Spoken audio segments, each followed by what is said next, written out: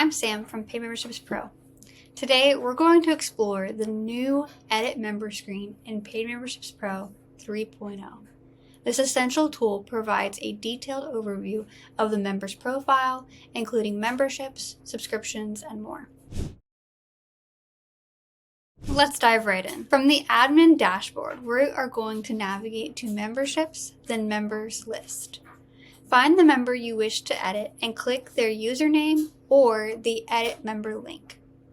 Here we're introduced to a number of panels on the left-hand side of our screen with the User Info panel automatically selected. This panel shows basic information like username, email, and names. Here you can also add private notes about the member only visible to authorized users. The membership panel shows all of the members' active and historical levels. Here you can edit, cancel, change, or add new membership levels. I'll put a link in the description to our documentation on editing and changing membership levels. For sites with multiple level groups, there's a separate section in the membership panel for each level group. The subscription panel lists all active subscriptions, including details like the subscription level, fee, and next payment date. In the Orders panel, you'll find the member's complete order history.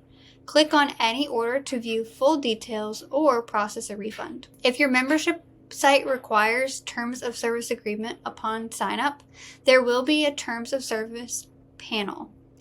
To require Terms of Service, navigate to Memberships, Settings, Advanced, Checkout Settings. The panel displays the member's consent history to your site's TOS, including the agreement date and specific TOS version.